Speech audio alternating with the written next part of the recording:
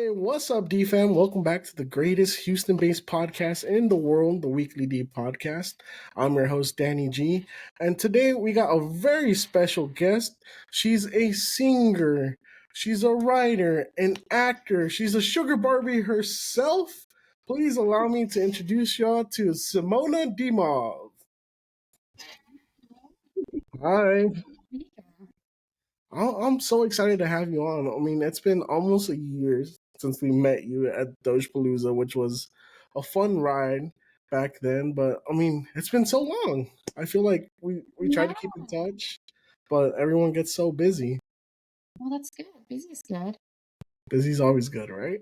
So how have you been? How has life been treating you? God, amazing. I would say amazing. I cannot complain. I feel like so much happened since Dojapalooza. I feel like it was such an amazing event. I loved it. Like, it was so cool to do something for charity. Hmm. And my God, I feel like so much time passed. I can't even tell you what I've done. I had so many releases. I released a whole bunch of singles. I released Hmm. like a small EP right now. I have another EP coming November 15th, and I will have releases basically every month, which is super exciting. I've been working in gaming, I've been doing a lot of voiceover, I've been doing some modeling, which is very surprising because I'm 5'3", but I mean, hey, it worked. It And works. Yeah. I've been writing. I'm Hmm. working on a documentary right now. I don't know. I feel like I'm doing so many things. It's all Right? entertainment at least. So that's I think it would have been easier to ask you what have you not been up to. I have not been up to rehearsing my French. Okay. Practicing, yeah. Yeah. Yeah, I like we were talking earlier. I saw that you were once a French speaker. I mean, okay, I would say I'm still sort of a French speaker, but I used to go there every summer.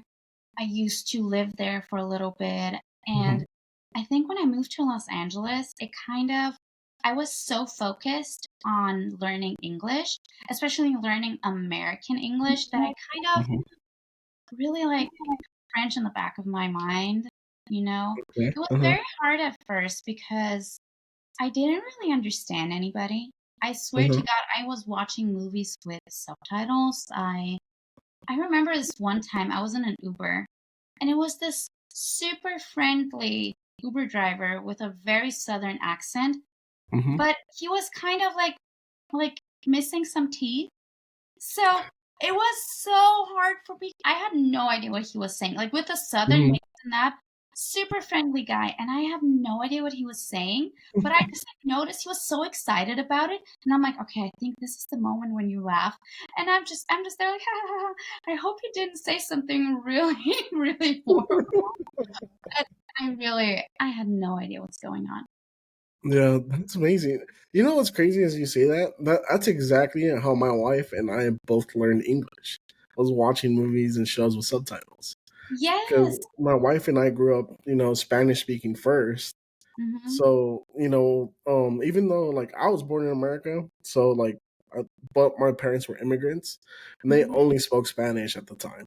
So, like, the quickest and easiest way to learn how to talk to the kids at school was to watch Hmm. English TV with subtitles. So that's so It funny. was. It's so good. Yeah, you know what's so interesting? Actually, I feel like it's the best when you learn it from native speakers, because if Hmm. somebody that may not be as good at speaking English, they might teach you mistakes that they themselves make. So Hmm. yeah, that was definitely helpful. I watched a lot of The Big Bang Theory. Really? Yeah, because I felt like that seemed just like very American to me. So I'm like, oh, Hmm. I gotta learn how to speak like Chinese. And now I don't even know what happens in the show. I was so focused on like pronunciation that I have Hmm. no idea what it was even about. That's so funny. Yeah. Yeah, my go to was Friends. That's the one that helped me Oh, learn. I think Uh I'm huh. too young for this, but Really? but Wow. I mean, Friends is long time ago. Yeah, yeah, it was a good while ago. Yeah. I think it's still running. I think, Mhm.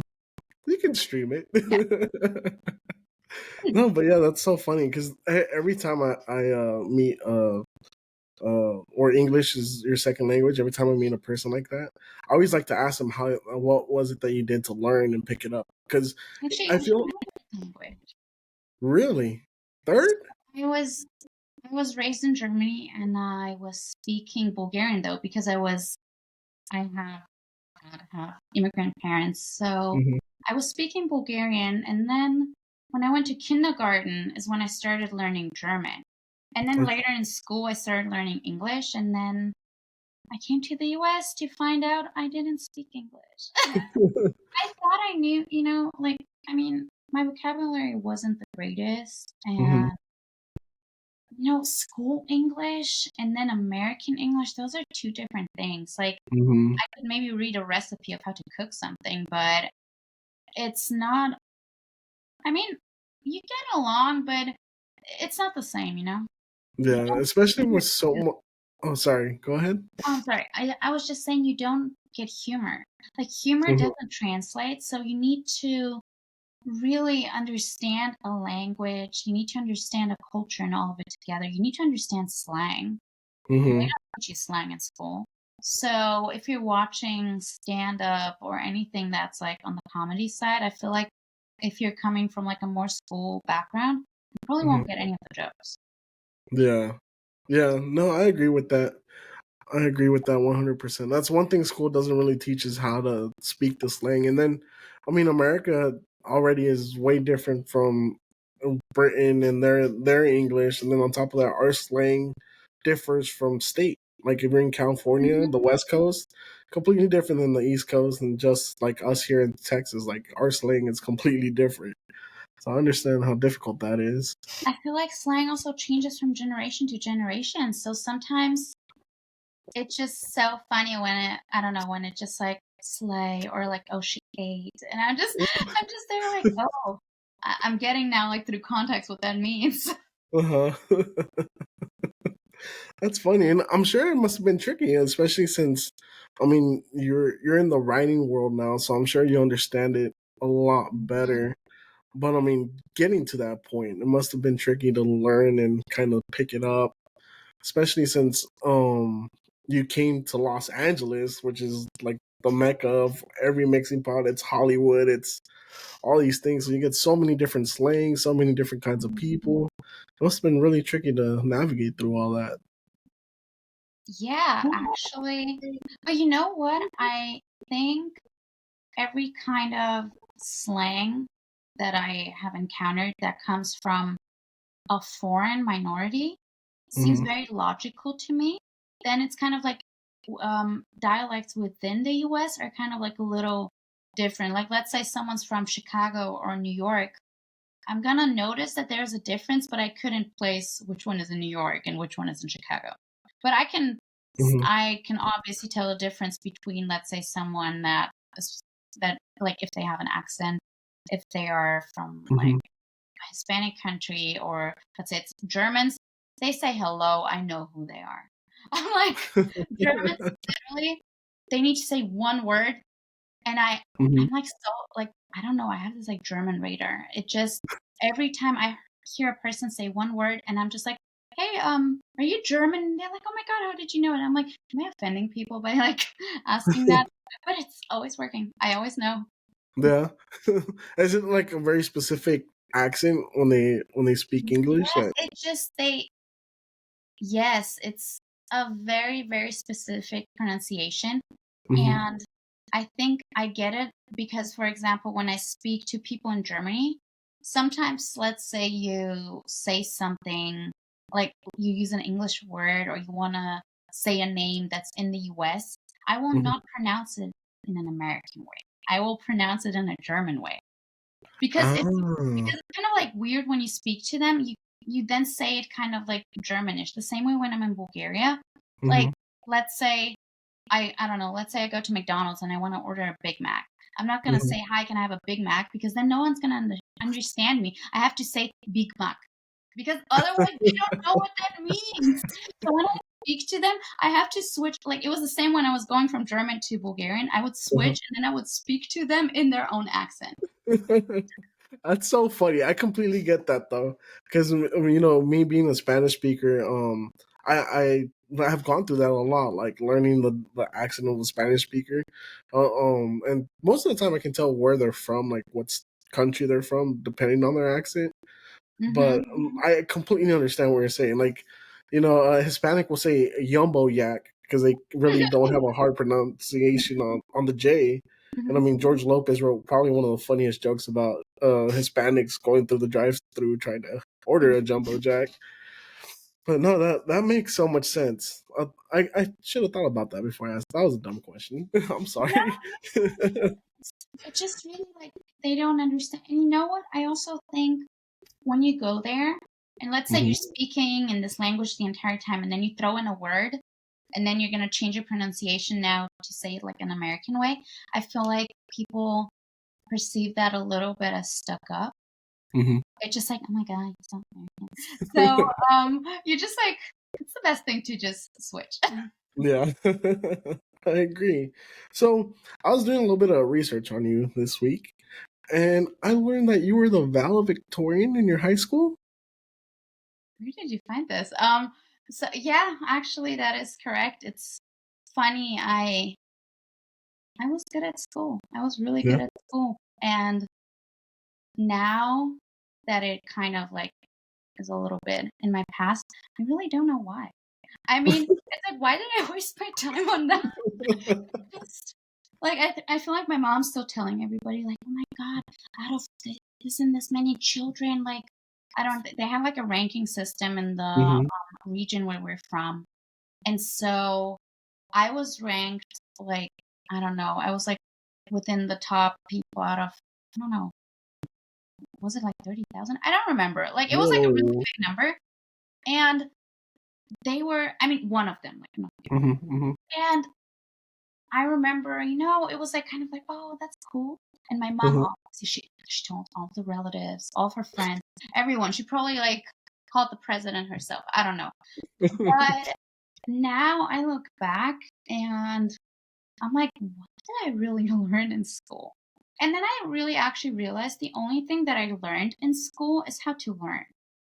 I Hmm. didn't learn any real skills. I feel like um I really, really learned like how to do assignments. I learned Hmm. how to prepare for a test. I learned how to learn things because right now I don't remember anything. That's so funny. I don't know. And I saw after being a valedictorian, you went to law school. Yes, okay, so I didn't finish though. So my Okay. downfall. Okay. It wasn't because I sucked or something, but so basically the way it works in Germany is when you're like 17, 18, Hmm. you have your diploma, and then depending on how good your grades are, that's like what kind of studies you can do. And this is why I was accepted in a really good law school. And I thought it would be kind of like Elle Woods in Legally Hmm. Blonde. It wasn't. Um, so it was not colorful. It was not fun. It was not creative at all. And I was always a creative person. I just didn't really have access to it back over Hmm. there. And the studies in Germany are really long. Like you study like really, really long. I don't know, 7, 8. Sometimes people study 10 years. And so I was like, you know what? I don't want to do this. So I just literally packed a suitcase and came to Hollywood. Like That is so traveling. crazy. How did your family take it when How you I did that? How did your family take that when you decided to leave law Oh school? my God. Oh my goodness. Everyone was just like, how you of all people. And it just so interesting because like why should I do something just because I'm good at it that makes me so unhappy? Hmm. And I never regretted leaving. Right now, everything I do is so enjoyable. And I'm like, what I actually really regret is that I didn't quit earlier. I regret going at all. Like, it was such a waste of time. And I'm not saying it's a waste of time for people that, want to pursue this, but just I'm not a big fan of going to do things for a certificate or for a Hmm. degree. Like, does it Hmm. make me a better person because I have a degree in whatever? I like, or does it make you better? Like, are you more skilled? Are you what? I don't know. Hmm. A lot of people have degrees and they're just collecting dust. Hmm. So I don't regret that. I think it's great for everyone. Or I think it's great to study if you study something you love. Like right now, I started going to UCLA and I'm doing more writing classes for film and TV. Hmm. And I wish I would have done that. I wish I would have been in a music school.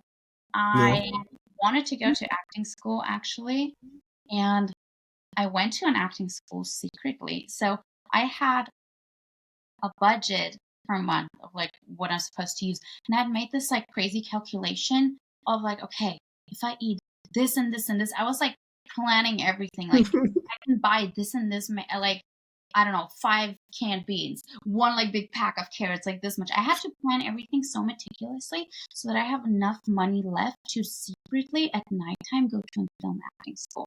So I was Wow. going to acting school at nighttime and I really fell in love with it and I had an amazing teacher and he really kind of motivated me and he said, "You know what? Like you're actually really good at like on camera stuff because Mhm.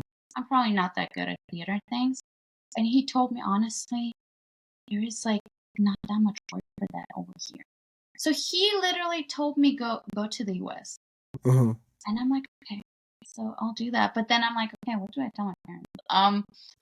And I kind of tried to like switch to remote studies, like making all of these excuses, um, just trying to find a way because I knew they wouldn't understand in that way because it just like entertainment is not big there, especially coming from like a more conservative Eastern European background. It wasn't really accessible, and it also Mhm. didn't make sense. Like chances of your career going in any good direction are just pretty low. And so I just moved here, and then I just called them, and I'm like, "Hey, I'm not coming back." And oh my god, my mom was like, they were so mad. They're still mad at me. Everyone is so mad at me that I didn't finish law school, and I'm like, guys, I'm really good. And I mean, I feel like, I mean, literally, I can make more money not being in law school, just saying. and, and, you know, I'm just so much happier. And you know what I love like right now because even though I'm working on so many things at the same time and it can be draining, at the same time, I'm in charge of my time management. I hated that about school. I hated it that they told me when I'm gonna be on break, when I have to arrive there, what class I'm gonna study. I I don't know. I maybe I have a problem with authority, but it just yeah, it wasn't ideal and I didn't regret it. I really Yeah. did not regret it. But for writing purposes, I did learn some interesting things in law school. Like um, over there, maybe it was just my school, but people can be really crazy. Like, people would steal books, people would use like those black markers so that, let's say we all have to write an assignment for whatever subject, they would go to the books, take the information, and then like paint it black so that no one Wow. can, like, yeah, so that no one can use it. Uh-huh. Um, That's so messed up. I know. I'm like, that's really not fun. Yeah. Not nice. But yeah, and it just what I also honestly didn't like is again, it might be just the school that I was at, but Hmm. people had that sense for feeling superior. Like everyone, just because we are in law school and because it's so hard to get in, which oh my god, that reminds me again of Elle Woods and Legally Blonde. Hmm. Have you seen the movie? Yes, I've seen it a Remember few that times. scene when the guy comes up to her and be like, "Oh my god, you made it into Harvard," and she's like, "What? Like it's hard?" Uh-huh. And I don't know, I thought that was just so funny because everyone in my school was just like, "Oh my god, we're the best. It's so hard to get into this. Only we are special and we're so much better than the people in medicine." And they were just so full of themselves. And Uh-huh. I didn't like that. And they would dress in like business attire. I'm like, we're 18. What are you wearing? And one time I was running late and I wouldn't dress in like businessy clothes, but I would Uh-huh. wear like a dress shirt. And then one time I was just so annoyed and I was running late. I was wearing sneakers, jeans, Mhm. and a hoodie. And again, I was running late, so I opened the door. 600 people turned around and looked at me. When I saw my outfit, they were like, "Oh my god!" Like they were so offended by me wearing a sweatshirt. Uh-huh. Um, yeah, it was. I mean, I don't know. I didn't feel So like crazy. yeah, I can, you say that, and I literally picture it in my head, like everyone just turning at you, like, "Oh my god." yeah. I also always would get in like arguments with the professors because I would make suggestions to change the Constitution. So he would be like, it's the Constitution. We can't change it. But I'm like, this result that we had in whatever case it was, that just wasn't fair. And everyone agreed that it wasn't fair, but no one wanted to change the law or the Constitution. Mhm. I'm like, okay, well, just an idea. Probably full of good ideas there. Sure, Yeah, they there's like tons of to laws that show could have that, got like, show the young spirit. changed. Yeah. I can see that happening in law school. I mean, that's the last place you think a creative person would be in, because it just seems, when you picture law school, it's just so like black and white, super down to business. Like it doesn't Hmm. seem like it'd be a lot of fun. I was like brainwashed into this ever since I was a kid.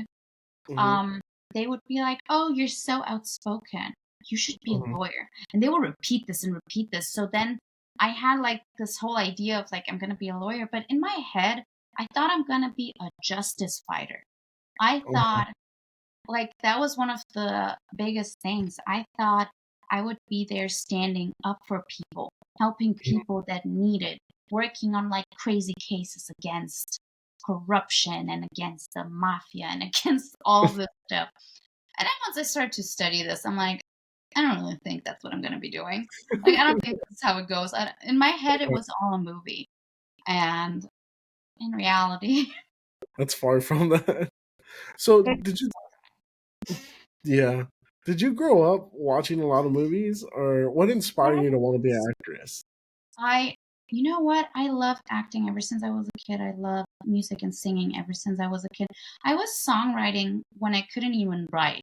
So I would just come up with like songs Hmm. and I would act like even by myself in front of the mirror.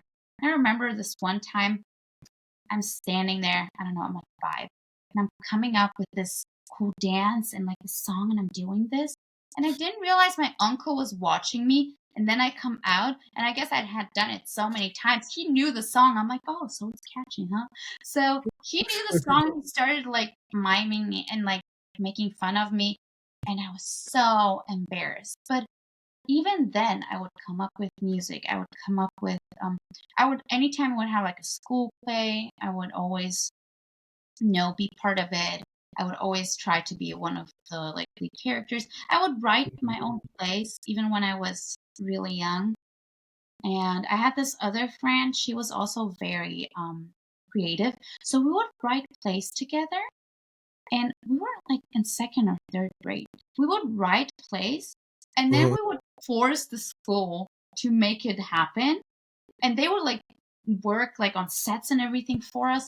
And we're like, yeah, duh. And we would, she always wanted to be like playing male characters, Hmm. but it was super funny. Yeah, we would always do, yeah. Actually, now that I think about it, I feel like when I was younger, like in school, they actually gave you a platform to be creative. Then when you get older, you kill all of it. How'd you have your fun while you're young, huh? Yeah, I really, really love art ever since I could think. Yeah.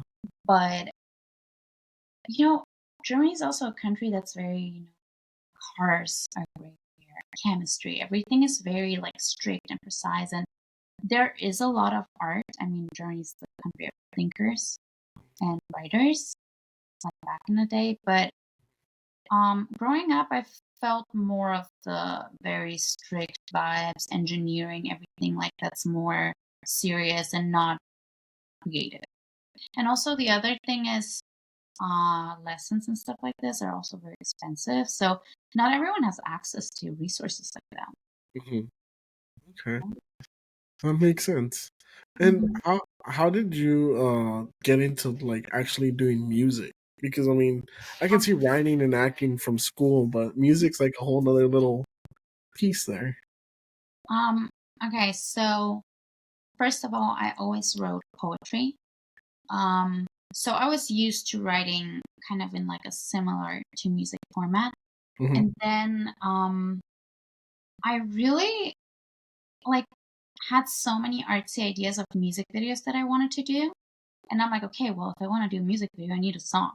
Hmm. And I started writing and all of this, and I thought, okay, maybe this is good. Maybe this is good. And then I started hanging out with so many musicians, and they just really inspired me to do music. And I'm like, okay, you know what? I can do this. But then I had the problem that I was scared to sing in front of people. Because of like the situation with my uncle that I told you, where I was Uh-huh. like so embarrassed, I was terrified to sing in front of people. I was not like one time, I think we have like a creative concert in, I don't know, sixth grade. And I Hmm. was studying Since You've Been Gone by Kelly Clarkson. And I'm like, I'm going to perform this. And so I swear to God, I was like, I don't know, I don't have a mic right now, but I was standing there like this. And I'm like, this was my performance. I could do it so good at home. And then I'm standing there. I couldn't do it. I had this blockage of not being able to sing in front of people because I thought I sucked. And then I did vocal coaching Hmm. um, like right before the pandemic. And I had an amazing vocal coach, and he, like he first started teaching me matching notes, and he made me sing. Like how is he gonna coach me if I don't sing in front of him? Hmm. And then he would tell me, "Oh, this sounds great." So we would do recordings. And first, it was weird to hear your own voice, but because honestly, and very honestly, because he said that I did a really good job, I started believing. Hmm. And now some people are gonna be like, "Oh my gosh." But and from there on, I started having this confidence, and then I could work with producers, and Hmm. I would, I always wrote all of my songs. Like I write lyrics, melodies, and everything. So sometimes not every producer might be right for every song. So I would stand there and like sing my heart out, trying to show them like the songs and be like, "This is it." And then sometimes they're like, "Eh," and then they gravitate towards a song that I actually don't even like that much. But you had to get over, like I had to get over this fear, and then the pandemic happened. And before I like so before the pandemic happened, I had a radio interview, and there was a DJ that I connected with, Hmm. and it was promoting a feature film that I had shot. And so we connected, but like just like over social media. And then when the pandemic happened, I'm like, okay, everything's closed. I can't do movies. I can't do anything. I'm like, you know what? I have all of these songs written. I had hundreds of songs that no one has heard, that no one, like, that don't exist really outside of my head. And so I was like, okay, you know what? Now is the time to like do this. And so I reached out to his DJ. I'm like, hey, do you know a producer that would want to work? And he's like, yeah, I actually do. And so he set up a FaceTime because he lives in Orlando, and I was doing the FaceTime with my producer. And I remember, I'm like, I don't really know how this works. Like, I don't know what I'm supposed to say. It's the first time I'm going to work with a producer. And he basically kind of like asks me something like, hey, why should I work with you? And Hmm. I'm like, damn, I don't know. And I'm like, well, I really want this. And he's just getting bored and like yawning and whatever. I'm like, Hmm. okay, let me just show you something. So I just started like doing my songs, like stuff that I've written, and he's like, whoa, it's a vibe. And he liked it. He's like, okay, let's start working. Awesome. Before, everything that I said was just horrible. I don't know, I was the most boring person I guess he ever met. And and so then I started working with him, and I just fell in love with it because I felt like um I can sing my emotions out, Hmm. because I feel like, I mean, that might just be me, but when I feel like, let's say I feel sad or I'm like super hyped or whatever, I'm not gonna just go and do like a sad monologue by myself at home. That wouldn't really be something that would help me. But Uh-huh. writing and making songs, like I would really feel it, like especially with the right instrumentation. Um, does that answer the question? I feel like Yes. I said so much. No, I mean that's so interesting. I love your response to that question. And you said you write all your songs, right? Yes. And you work Hmm. with a producer now. That's amazing because I remember seeing you at Dutch Palooza, and you did not seem like you've ever had stage fright in your life during your performance.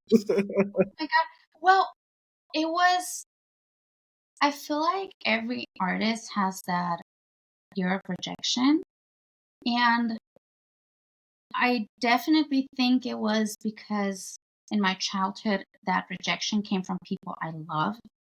And so, yeah, I was definitely scared. But then, you know, once I started performing, um, I I can't really explain it, but it's like I don't remember any of it. It's like when you have your outfit that you feel confident in, you have the songs that you at this point like might always change, right? So when that happens, you kind of become like a superhero and it's almost like an out of body experience. I literally remember my very, very first performance that I did. It was on Hollywood Boulevard at Madame Siam. It's a Okay. club over there. Hmm. And I remember I think I did two songs. I don't remember. Like, do you know these videos where everything is sped up? Uh-huh. Uh-huh. This is how I was experiencing everything. I felt like I'm moving like this. Yeah. And I guess I moved normally, but it just seemed so fast. Like, it was like, and then Uh-huh. I did this, and I'm like, that's it? I'm like, I can do this? Put me back on there. I don't want to go. I need to go back. It was, I was having such a good experience. And Uh-huh. the same at Doge Palooza, I have been lucky that anytime I have performed, I've had very good audiences. I mean, Mhm. um, people were either really into it or they were at least neutral. So it doesn't really make you feel a certain way because sometimes, and that's very rough to see, Mhm. audiences are really mean to artists. Yeah. And it's just like, how about you go and stand on that stage and do this? It Mhm. just um so yeah, that I yeah, I don't know what happens. It's just I guess there's something in there that Yeah. No, switch. I understand it. You get like a performer's high. I've heard people explain it as that. Like Mhm. you're there and you just feel like you're on top of the world. I'm sure as a singer, you're controlling the room. You're seeing how everyone's reacting. So I'm sure that it's such like Yeah. a heightening feeling. We actually had a comedian last week on here, 2 weeks ago, and he was talking about that, explaining how he gets the most amazing feeling in the world when he's telling a story and he just takes a pause and he hears that everyone's just quiet, waiting for him to say the next thing. And I thought that was such an interesting way to put that feeling, right? Where you're just like controlling the whole room, and I'm sure you just feel like you're the king, the queen of the world at that point. Wow, I think that's so smart. I love that. Well, now that I think about it, like since you brought this up, I think I was also always very scared of exams when I was in school. And you brought up like the auditorium, but that's I mean, but, um, but to get to that point, like I was like just collecting points and points and points on every exam. I have never failed an exam in school, like never. And even though I've never failed an exam, every single time before an exam, I would become like I'm pale. I Hmm. would be nauseous. I wouldn't sleep. I would feel like my heart is going to beat out of my chest. I would feel like I don't know anything. I'm sitting there. I'm like, what if I don't know anything? What if I don't know how to do this? I would have like complete panic attacks. Then I do this. I walk out of the room. I don't remember anything. Same Hmm. thing with performances. Before that, I get so nervous. I get so nervous. Yeah. I literally am like about to vomit. And then Uh-huh. And then once you do it, I don't know what happens. It just feels like some kind of release, but in the most positive way. Uh-huh. Oh, that's. I feel like that's perfectly said. I wish I understood that a little bit better. I mean, the closest thing I've ever had to that feeling is I used to be a mechanic and I was a master engine builder, so I used to rebuild engines. And I would feel the same exact nerves every time I would build an engine, and I knew I did everything perfect. I would still always feel like I was about to throw up when I was about to touch the engine, because like you did it right, you can do it, but you just want to make sure it runs and you're good to go. But that's the Yeah. closest thing I've ever been to that feeling. Is just the nerves I would feel when I would have to start that engine for the very first time. You know what? I feel like that's also a kind of respect towards the art or Hmm. task. And I feel like when people get too confident in what they do, that's when they Hmm. make mistakes. Like Yeah. people that, let's say they've done something a million times and they think they're on top of the world and they're so much better than everyone and they know it so well, that's when they become like negligent. They make mistakes, there are errors. And I think it's good to be nervous when you're doing Hmm. something that's important to you, or I don't know, like let's say you're a pilot. I hope you're taking it seriously when you're flying people. But um, I feel like that shows that you really care. Hmm. Because if you're just like, oh, whatever, I'll just figure it out, you're not like taking it that seriously, I guess. Yeah. Yeah. No, that's perfectly said. It's a good way to put it. Mhm. So, next question, Simona. How would you describe your music? Like, Mhm. if you had to describe it in one Okay. word or one phrase. Um, I would say almost like a split personality or bipolar in a not mental way. But right now, I had a release right now, right? The Sugar Hmm. Bar release. And then I have a release November 15th. And then I have, like, as I said, I'm going to do monthly releases, Hmm. like about monthly. And the music is kind of two different people. One part is very upbeat, very confident, very sassy. The Hmm. other part is kind of more vulnerable, a little bit more introverted, and I guess you could say a little depressing or jaded or damaged. Um, and yeah, that's because, I would say it just layered and it has different facets of me because every human has so many facets. Like when you speak to, let's say, a sibling, or then you go speak to your mother, you're not going to be the same person. I mean, Hmm. I hope so. And then you're with a person you're in a relationship with, or your teacher. You have those masks almost for every single Hmm. person. And it's good that you have so many different versions of you. But I feel like sometimes artists tap into one thing that they're good at, and then they Hmm. just stay there.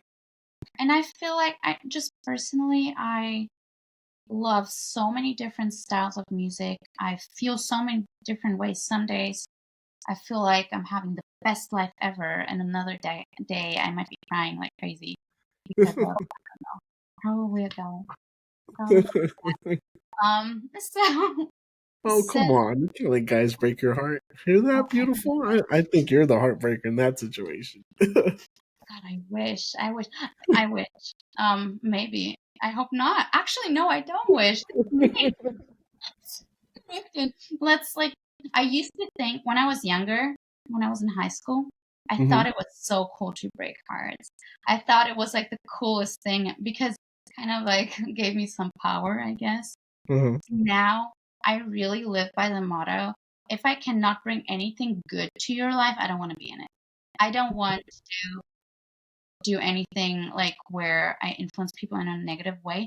And I Hmm. might have done that at times, so I would just rather distance myself and allow people to not have a toxic attachment to me Hmm. or any kind of negative feelings. But yeah, this is why I would say my music is split because I gotta have music for every mood, to have something to cry to, something to, I don't know, to dance to, something. Um, and another reason why I think I'm having those two versions is also because I work with different people. And if Mm-hmm. just, let's say, I work with someone who's really good at poppy sounds, how am I not going to make a song when I love the sound? And then I Mm-hmm. meet someone else and he's very good at like those kind of like smooth, chill rock sounds. Mm-hmm. But when I fall in love with it, I need to make the song. I can't Yeah. now say like, hey, well, my last release was very poppy, so now I can't do this. Like, yeah, I can because it's true to me in that moment. Mm-hmm. Okay. Wow, I like that. I Yeah, like I that. can't wait to see what you think about all of the upcoming releases. And it's it's kind of weird as an artist Mm-hmm. to when you do releases because a lot of times, not always, but a lot of times, the music that you're releasing has been done for a long time.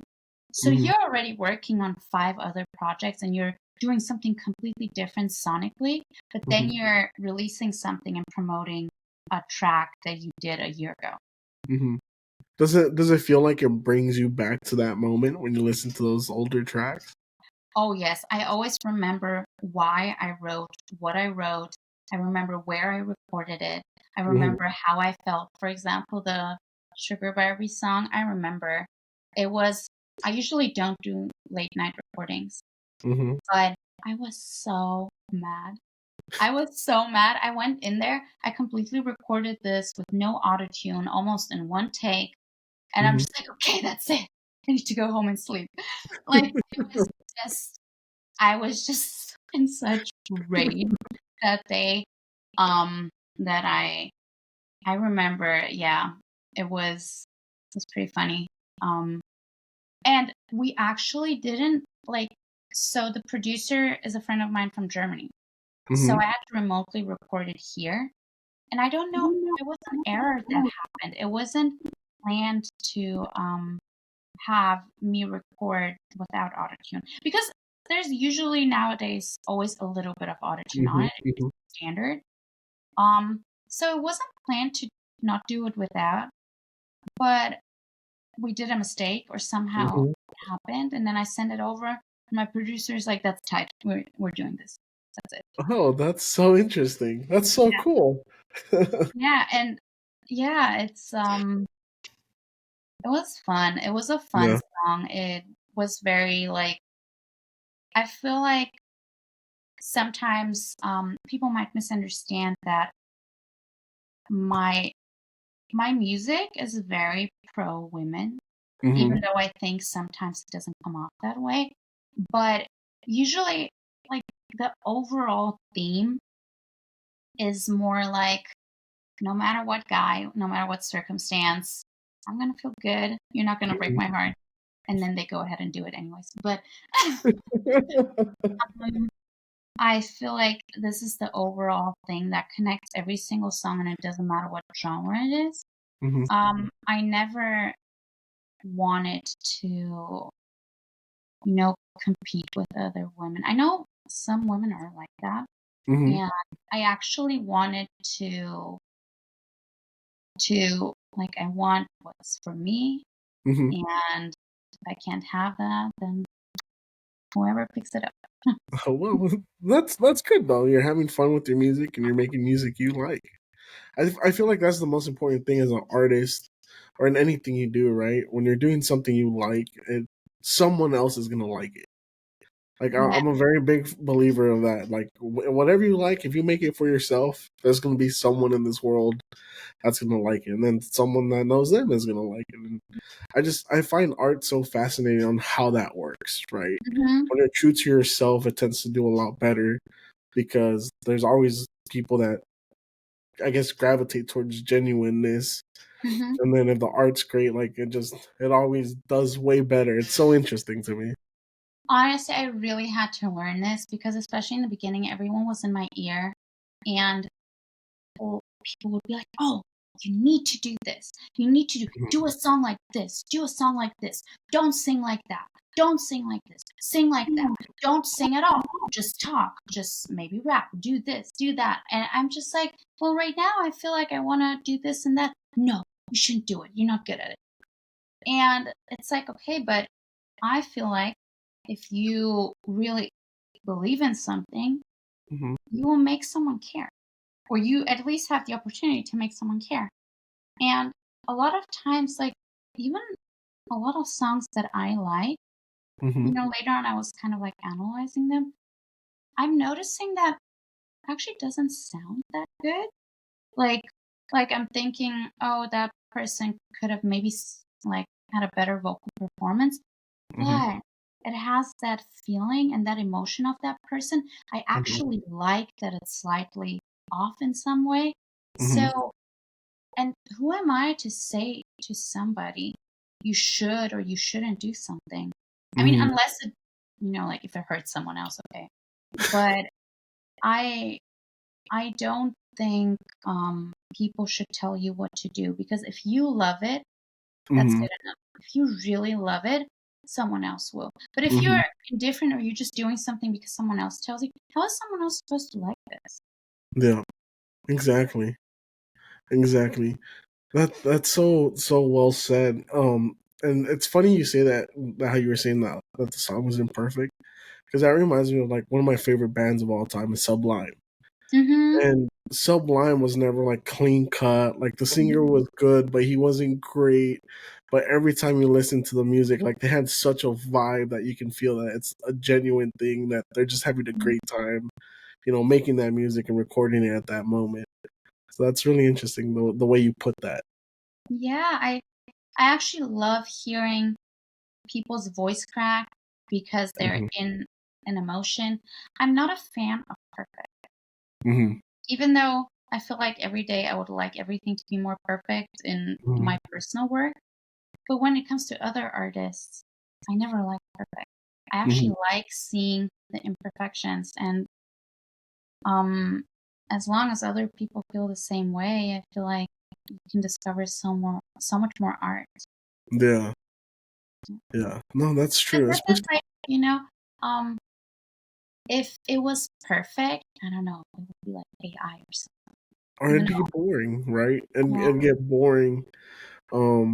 Especially if it was AI. I don't think AI is that good right now. why not? I'm And mm, I mean, you're a writer in Hollywood, and in that world of entertainment.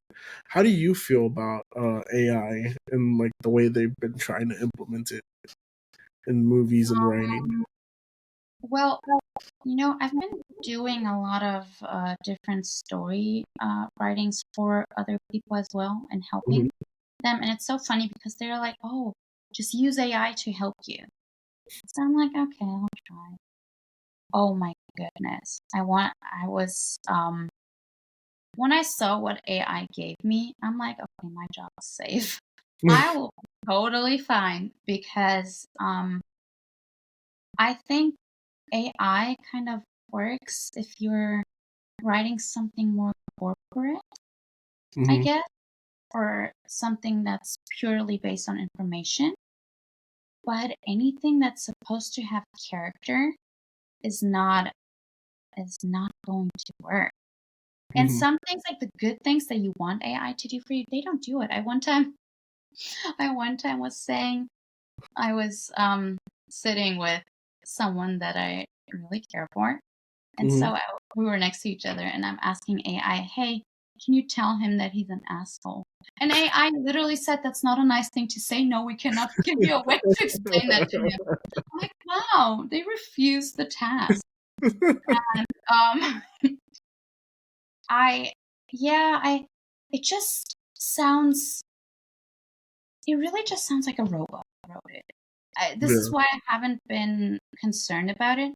Hmm. Um, it's missing that human touch, and at the moment, from what I've been seeing, I don't think technology can replace human emotions, feelings, and and I feel like we cannot explain what Hmm. makes someone an artist. We cannot explain how someone has that crazy vision of some sort. How do they? Hmm. We can't really explain where those ideas come from.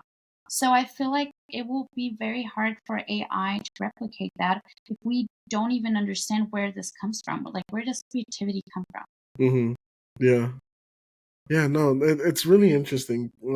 I agree with you though that AI isn't all there yet, and even like the videos. I don't know if you've seen TikTok or if you have TikTok, Hmm. but TikTok is starting to have a big like breakthrough with AI videos of like Joe Rogan saying something or like big Yeah, podcasters or big yeah. names.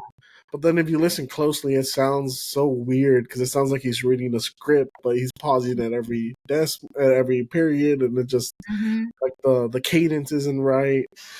And I mean, you can obviously tell it's AI.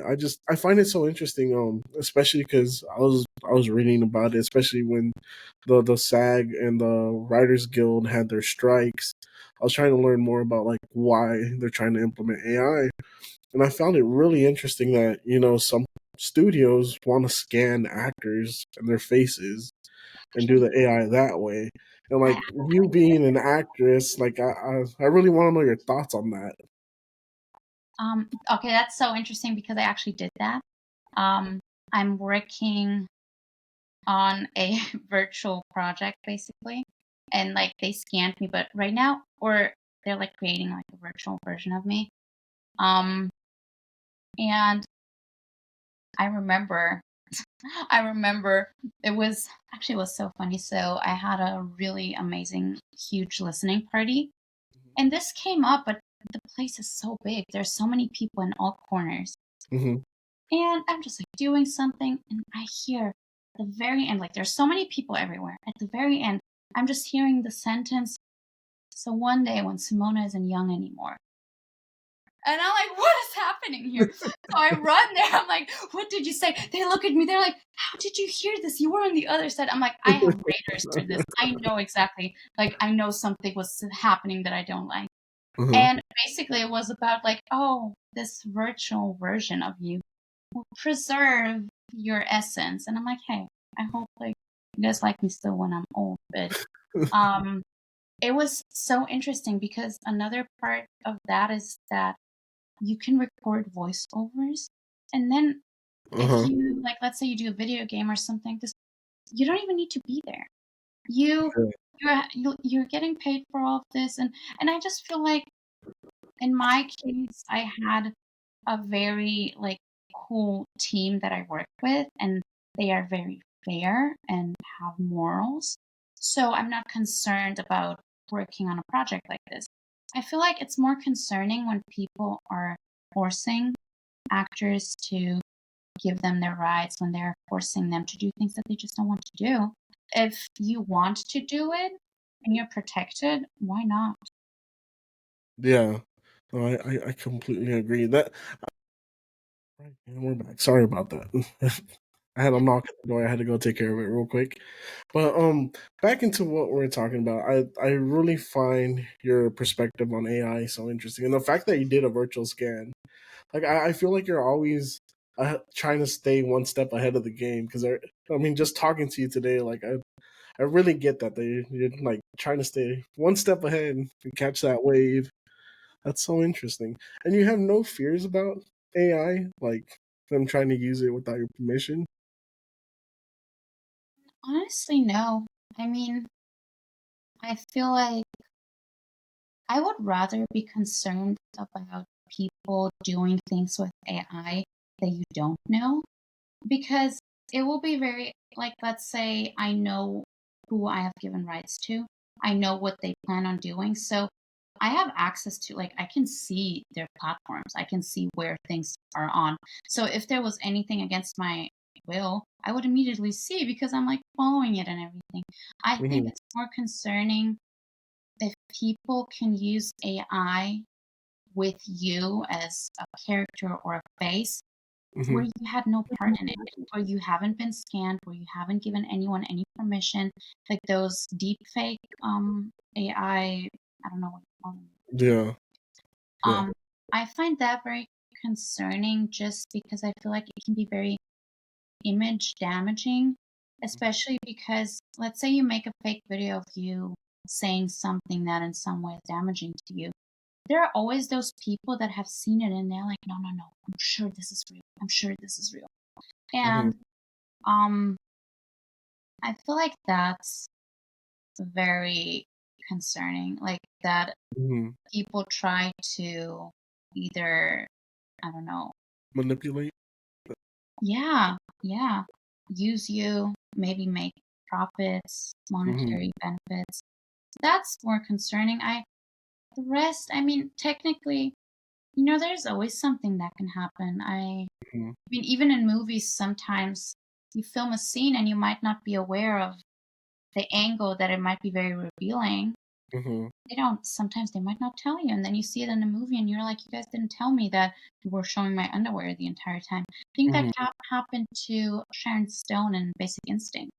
Yeah. Um, Yeah. The cherish scene, right? yeah, I Yeah. like they tell the actor one thing and then the reality is very different. I had a friend going through something similar, Mm-hmm. and this happens on, like it can happen anywhere Anywhere. with AI, it can be a movie set, it can even be at your job. I mean, at like a regular job, anything. Mm-hmm. I guess one thing, thinking about it now, like with you doing AI so early and doing that virtual scan and knowing who has it, I guess in a way it's easier to track, no? Because Yeah. there's real like real license parts of your image already used. So if it Hmm. were to pop up on the internet, I'm sure if someone like faked it or stole it, I'm sure it'd be a lot easier to track and more easier to Yeah. build a And case I again. think the guys that I'm working with, they Hmm. are just like, they are so about their product and their ideas that Hmm. if they would see that someone uses their work, oh my god, they would go, what was that movie? Was it Taken? Uh huh. Where he What do you goes call to it? bring his daughter back? Uh huh. Uh huh. They would go Taken mode and be like, "Give us our AI back." And, yeah, maybe the only kind of questioning part is, I don't know where all of this is at legally, because Hmm. usually when there's a new invention, laws take a little longer. Hmm. So, I hope that they can kind of figure out some protection for people early on. Yeah, Yeah, there are risks in everything you do. I mean, you want to live risk-free, I don't know, never you're not leave gonna your live. house. Yeah, Yeah. you're not gonna live. No, that's so true. No, Mhm.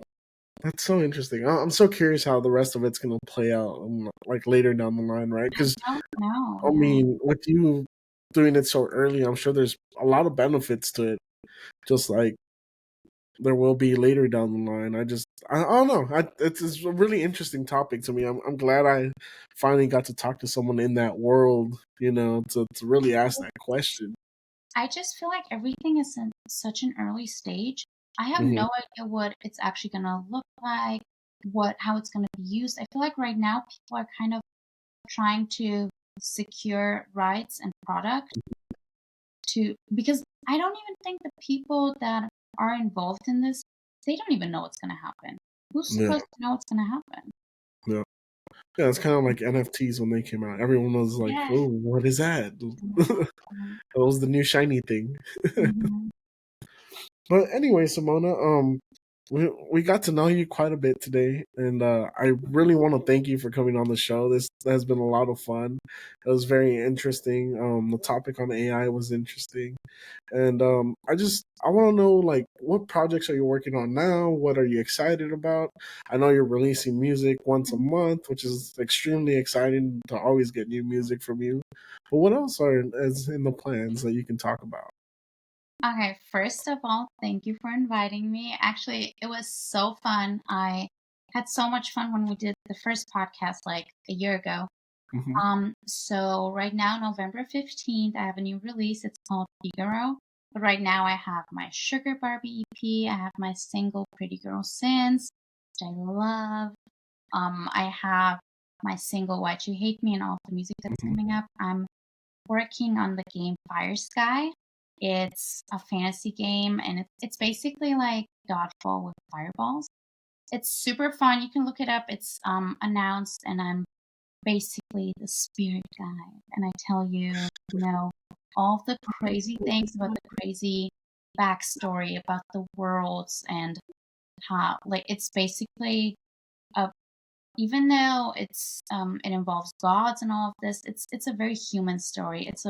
You have the ups, the downs, the battles, all of this. It's really cool. You can look it up.